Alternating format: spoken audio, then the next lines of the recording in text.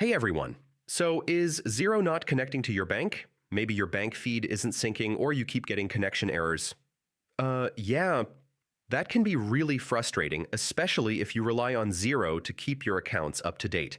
In this video, I'll show you several ways to fix Xero not connecting to your bank in 2026, and most of these solutions only take a few minutes. First, go to your bank account settings in Xero and check the bank feed status.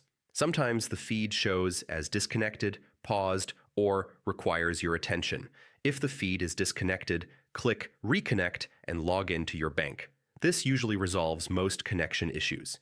Make sure your bank login details are correct and your account is active. Sometimes expired passwords or locked accounts prevent Xero from connecting. Old cache or cookies can interfere with bank connections.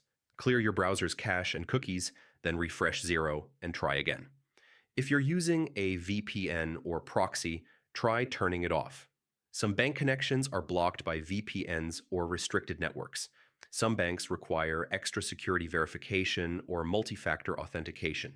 Check your bank's online portal for alerts or connection restrictions. If none of the above works, contact Xero support or your bank. They can troubleshoot connection-specific issues and get your feed working again. And that's it. Most Xero bank connection problems can be fixed by reconnecting the feed, checking credentials, or verifying your bank account. If this guide helped you, check out more quick tech tutorials on the channel. Thanks for watching, and I'll see you in the next video.